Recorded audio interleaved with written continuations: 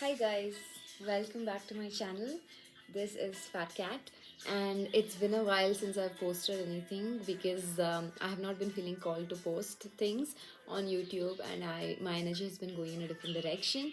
But currently, I'm very interested and very invested in talking about the Scorpio full moon, the effects of the Scorpio full moon. Maybe you can see that under my eyes, but it has been an intense time already, even though today 23rd of April is the full moon, and it has already been an intense time, and the possibility of it getting intense or remaining intense for the next 1 to 3 days is pretty high. One is that when it comes to relationships and intimacy, there can be conflict, there can be like clashes, um, there can be like brutally honest things that are being said either by you or by the other person or the other party. And this is one of the things about Scorpio energy. Scorpio is brutally honest, and they can be incredibly loyal and sweet and caring. However, they have a stinger at the end of that tail. So when they feel betrayed or when they feel taken advantage of, then there is that revengeful aspect and there is that stinging aspect that comes into play. So you may notice this kind of stinging, brutal honesty coming towards you or coming from you in your atmosphere, at your workplace, with your family, in your intimate relationships with your friends. So this is one of the things that can be there. The other thing is that it is again a sort of mini dark night of a soul. It is like a mini death that is happening. As we all know, the eclipses have been pretty brutal already, and they have been clearing out all the excess baggage, all the excess, anything that is kind of taking us off the path that is meant for the soul. It is being cleared out. All that extra noise, all that filling, all that bubble wrap is just being cleared off because that's what eclipses do, right? They bring you into darkness so that you can release and let go of things that no longer serve you. So since we had the solar eclipse, we had lunar eclipse, and we had the solar eclipse, and now we have Scorpio full moon and Mercury retrograde going on, which means communication can already be kind of delayed. It can be strained. There can be misunderstandings. There can be technological issues. So with all this, there's a lot on all of our plates. There is a lot energetically on all of our plates, and I feel that we're all doing our best. So I feel like it is an important time to be graceful with yourself. It is important to remind yourself that it is okay that, let's say, you're having another dark night of the soul. It is okay that you are suffering a little bit. I mean, it will go away when it needs to go away. It is okay that you're confused, you're in doubt. And this is a really good time to submerge in the mystery. And why am I saying submerge in the mystery? Because Scorpio is a very mysterious energy, right? It takes you down to the very depths, to the subconscious, to the subterranean realm. And but that realm is scary. It's, you feel afraid, you don't know where you're going. It's almost like you're blind, and at the same time, from that place of visual blindness, you can come up with these gems of clarity. You can come up, not just clarity, but like you come up with things that are truly authentic, truly deep, truly meaningful, and that have like a long standing value, versus something that you're just like, oh, that's nice, I'll do it, and then you forget about it, right? Scorpio is the opposite of that, okay? Maybe that's more of an airy energy, but like Scorpio will be like, okay, this sucks, this energy sucks, I feel fucked up, but I'm going to like experience this. There's the mature Scorpio energy is like, okay, I'm going to take it all in. I'm going to like sit with it. I'm going to like not ruminate, but like just be with it. And then it could be days, it could be hours, it could be one day, it could be a month. But after that, when all that darkness is kind of settled, you're able to see in the darkness. You're able to you're going to have a different kind of sight. You're going to have insight into the situation from that darkness, which is very, very deep. So when you come out now as a new, as a seed sprouting again, you come out now. This time when you come out, it is going to be so honest. It is going to be so real. It is the most realist, rawest you that is then coming out, and not the cluttered, confused, conditioned being anymore. That is the beauty. That is the beauty, and that is the transformation, that is the alchemy that you can find within yourself during the Scorpio full moon. So we have discussed a bit of what is going on, and let's add to that a little bit more. Okay, something that is also going to happen during the Scorpio full moon during this time is that you are given an opportunity to look at where your energy is leaking, where you are not putting yourself first, and in what ways are you not being honest with yourself, in what ways are you not being genuine, and in what ways are you not feeding your soul. It is connected to all the other points, but as a separate point, it is going to show you clearly that okay, these are the areas and these are the changes I need to make.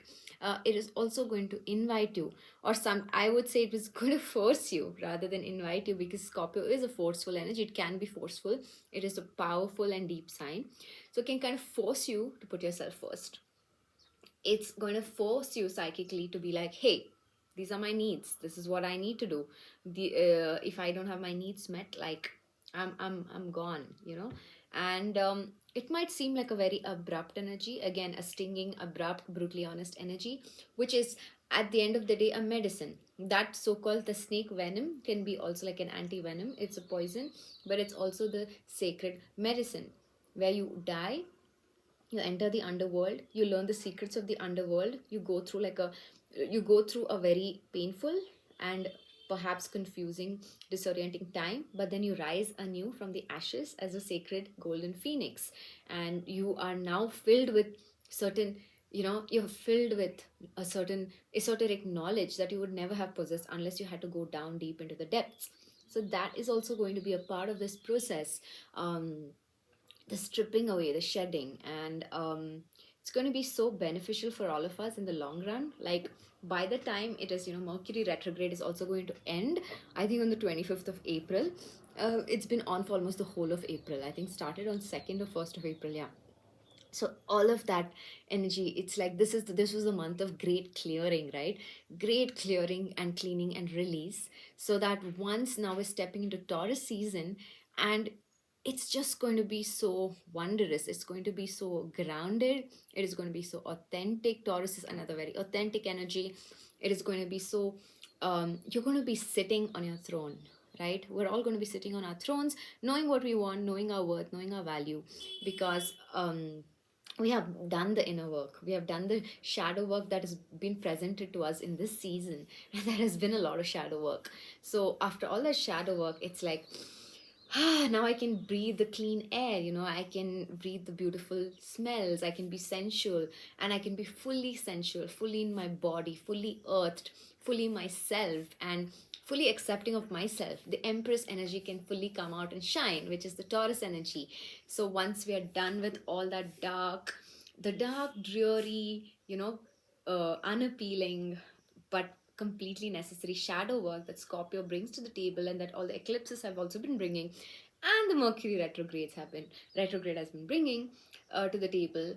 Once that is done, you're going to feel light. You're going to emerge into summer, spring and summer. You know, you're going to emerge, and you're going to really be able to relax into the beauty of nature and into the beauty of you as a natural being, and you're going to be able to fully sit in your power, fully sit, because Taurus energy just sits, right? And things come to the Taurus energy. It's the Empress energy.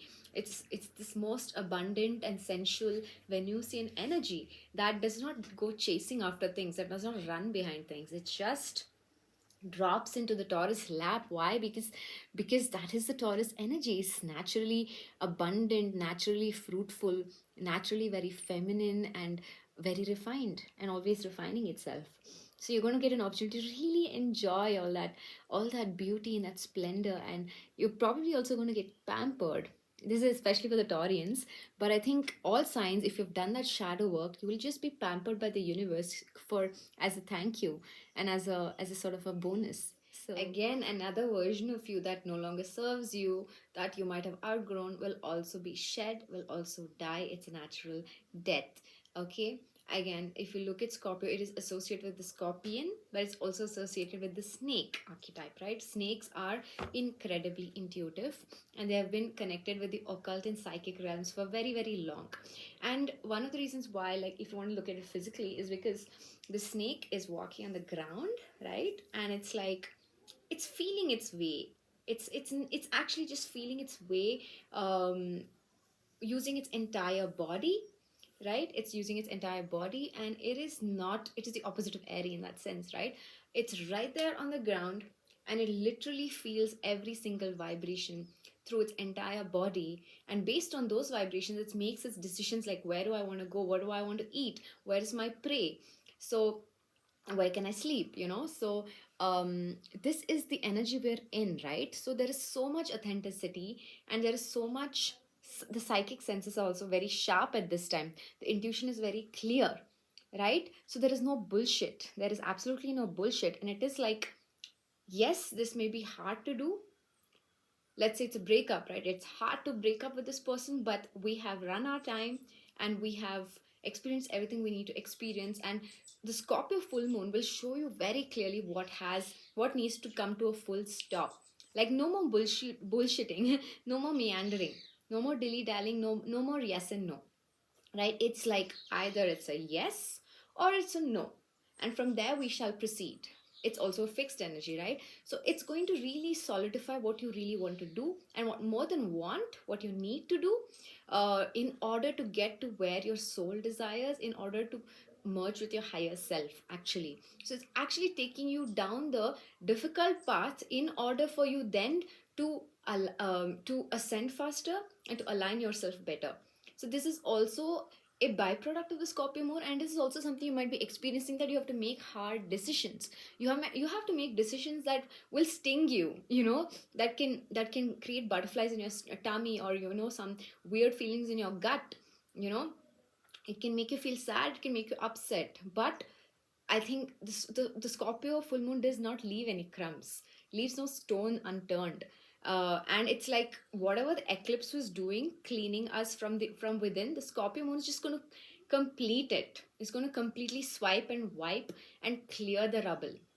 And on that level, it is so much of a blessing. Okay, so thank you so much, guys, for listening to this video. It's been a completely intuitive and impromptu video, which is kind of my style, and I also felt so urgent. It was such an urgently, like, it was a need of mine to put this out, and I also felt it's urgently needed right now.